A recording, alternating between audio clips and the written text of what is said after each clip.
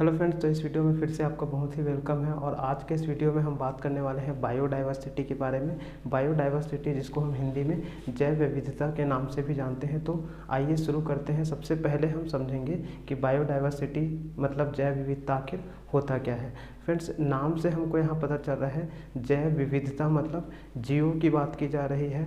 तो अगर हम नॉर्मली हम देखें तो हमारे अर्थ में कई प्रकार के जीव पाए जाते हैं। कई प्रकार के जीव, जैसे हम बोल सकते हैं डॉग्स की कई प्रजातियां पाई जाती है, वैसे ही बिल्लियों की पाई जाती है, मनुष्यों की कई प्रकार की प्रजातियां पाई जाती हैं। तो हम देख सकते हैं कि इस दुनिया में कई प्रकार के जीवों की अलग अलग प्रकार की जातियाँ पाई जाती है। तो इसमें क्या होता है कि हम देखते हैं कि अगर हम मान लीजिए हम अपने में ही लेके चले कि जैसे मनुष्यों की एक जाति है, तो मनुष्यों के अंदर में हम देखते हैं कि जितने भी दुनिया में जितने भी मनुष्य हैं सभी में कई प्रकार के जितने भी गुण होते हैं वो क्या होते हैं, लगभग सेम होते हैं। तो हम ऐसे समझ सकते हैं कि जैसे हम मनुष्य हैं तो दुनिया में जितने भी मनुष्य हैं सभी मनुष्यों के गुणों में काफ़ी समानताएं पाई जाती है। उसी तरह से अगर हम मान लीजिए हम बिल्लियों की जातियों की बात करें तो दुनिया में जितनी भी प्रकार की बिल्ली होती है, दुनिया में जितने भी प्रकार के टाइगर्स पाए जाते हैं, सब में जितने भी गुण होते हैं लगभग सेम ही गुण पाए जाते हैं।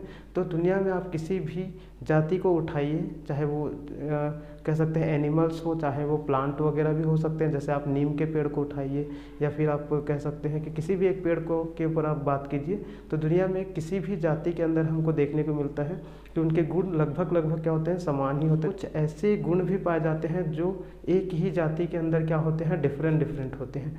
इसी असमानता को ही हम क्या कह देते हैं, विविधता, मतलब विभिन्नता कह सकते हैं। तो इसी को ही हम क्या कह देते हैं, जैव विविधता। जैसे अगर हम देखें तो मनुष्यों में लगभग जितने भी मनुष्य हैं दुनिया में सबके 2 हाथ, 2 पैर, 2 आँख, इस तरह से सभी गुण क्या होते हैं, समान होते हैं। लेकिन उसके बावजूद भी सभी मनुष्यों में कुछ ना कुछ अंतर पाया जाता है। कोई मनुष्य काला होता है तो कोई गोरा होता है। हम कह सकते हैं कि किसी की लंबाई अधिक होती है तो किसी की लंबाई कम हो सकती है। तो दुनिया में जितने भी मनुष्य हैं काफ़ी कुछ गुण तो समान होता है, लेकिन उसके बावजूद भी कुछ गुण ऐसे होते हैं जो सभी मनुष्यों में भी क्या होते हैं, अलग अलग होते हैं। उसी तरह से दुनिया में हर एक जातियों में हमें देखने को मिलता है कि समानताओं के साथ साथ उनमें अंतर भी पाया जाता है, विभिन्नताएं भी पाई जाती है।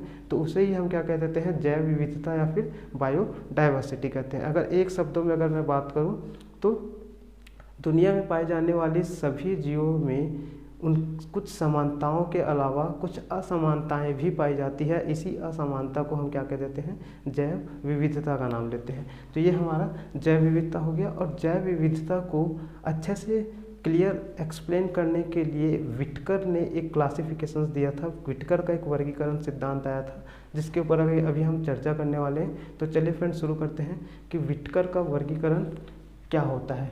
ठीक है, तो सबसे पहले हम यहाँ बात करते हैं विटकर का वर्गीकरण।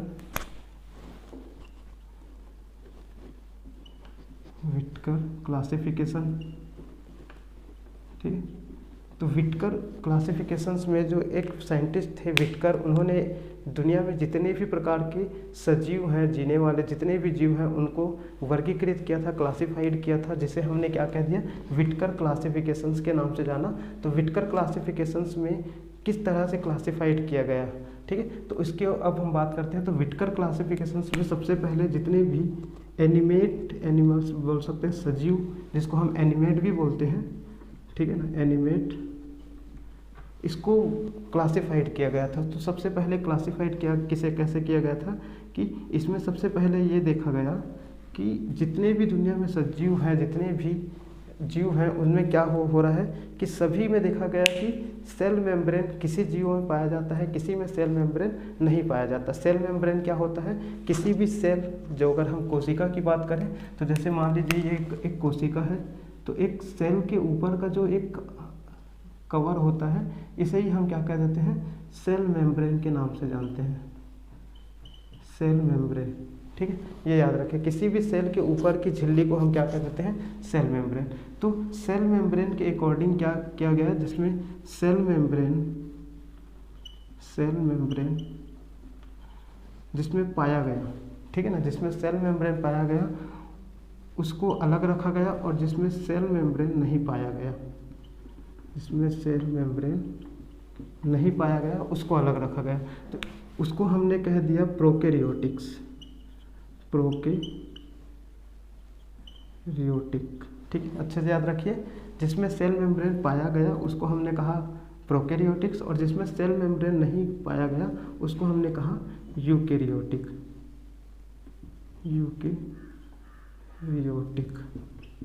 ठीक है, तो सबसे पहले हम बिल्कुल आराम से समझिए इसको। जितने भी सजीव थे उनको क्लासिफाइड किया गया किसके आधार पे? सेल मेम्ब्रेन के आधार पे। जिसमें सेल मेम्ब्रेन पाया जा रहा है उसको प्रोकैरियोटिक्स, जिसमें सेल मेम्ब्रेन नहीं पाया जा रहा है उसको हमने क्या कह दिया? यूकैरियोटिक्स।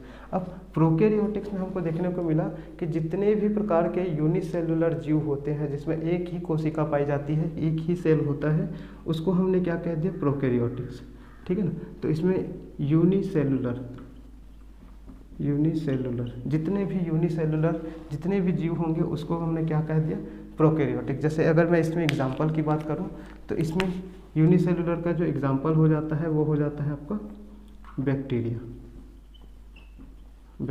ठीक है ना। और इसी को एक अलग से किंगडम माना गया, अलग से, जिसको हमने कह दिया मोनेरा। तो सबसे पहला जो किंगडम है वो कौन सा है? मोनेरा। ठीक है, तो सेल मेम्ब्रेन जिसमें पाया गया उसे हमने प्रोकैरियोटिक्स कहा। प्रोकैरियोटिक्स में ओनली यूनिसेलुलर ही आते हैं और उसी में बैक्टीरिया वगैरह ही आते हैं, और वो कौन सा किंगडम कहलाता है? मोनेरा। अब इसके बाद हम आगे बढ़ते हैं कि जिसमें सेल मेम्ब्रेन नहीं पाया गया उसको हमने क्या कह दिया? यूकैरियोटिक्स।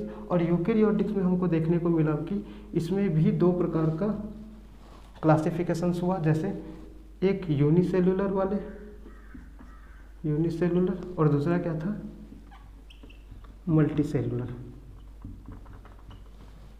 के अंदर हम देख सकते हैं कि यूनिसेलुलर के अंदर प्रोटिस्टा किंगडम आता है। प्रोटिस्टा किंगडम का मतलब इसमें कौन सी चीज़ आते हैं? जैसे अमीबा वगैरह आता है तो प्रोटिस्टा, और इसका एक अच्छा एग्जांपल है अमीबा। ठीक है, तो यूनिसेलुलर आप देख सकते हैं कि यूनिसेलुलर दो है, यहाँ भी है, यहाँ भी है। तो एक ऐसा यूनिसेलुलर जिसमें क्या हो रहा है? सेल मेम्ब्रेन पाया जा रहा है, उस यूनिसेलुलर को हमने क्या कह दिया? मोनेरा किंगडम कह दिया। ऐसा यूनिसेलुलर जिसमें सेल मेम्ब्रेन प्रेजेंट नहीं है उसको हमने क्या, कौन सा किंगडम कह दिया? प्रोटिस्टा किंगडम कह दिया। तो इस तरह से हमारा दो किंगडम हमको पता चल गया। अब इसके बाद इसी यूकैरियोटिक्स में जो मल्टीसेलुलर था, इस मल्टीसेलुलर को 3 टाइप में कैटेगराइज्ड किया गया। तो 3 टाइप्स में कैटेगराइज करने, सबसे पहले मल्टीसेलुलर को सेल वॉल के अकॉर्डिंग कैटेगराइज किया गया। ठीक है, किसके अकॉर्डिंग? सेल वॉल के अकॉर्डिंग। अब ये सेल वॉल क्या होता है? तो किसी भी सेल में चारों तरफ जो एक दीवार होती है उसे हम सेल वॉल कहते हैं। तो सेल वॉल के अकॉर्डिंग डिवाइड किया गया। तो जिसमें सेल वॉल प्रेजेंट होता है, ठीक है ना। अब सेल वॉल किस में प्रेजेंट होता था? सेल वॉल होता था आपका जितने भी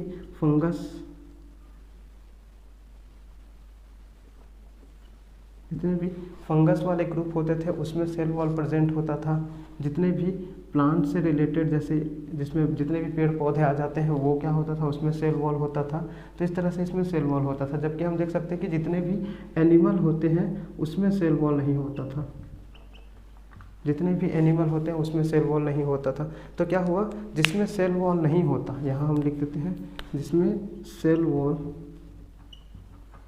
नहीं होता उसको एक अलग से किंगडम माना गया जिसको कहा गया एनिमेलिया। जिसमें सेल वॉल नहीं होता उसको अलग से किंगडम माना गया जिसको कहा गया एनिमेलिया।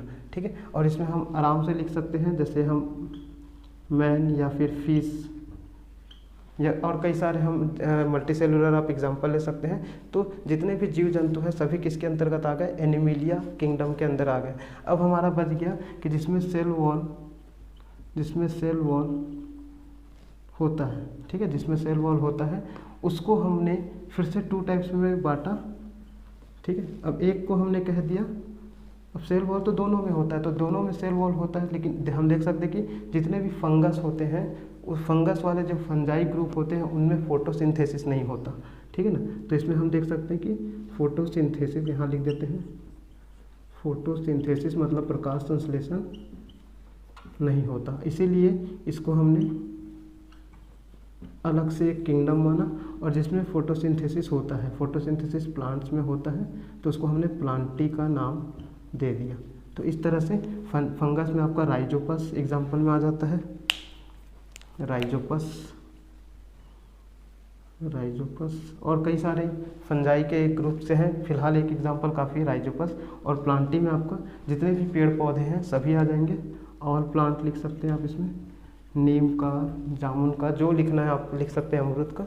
तो इस तरह से हमने देखा कि व्हिटकर क्लासिफिकेशंस 5 टाइप का उसमें क्या दिया गया, किंगडम दिया गया, Monera kingdom, protista kingdom, fungi kingdoms, Plantae, और एक क्या था, एनिमेलिया।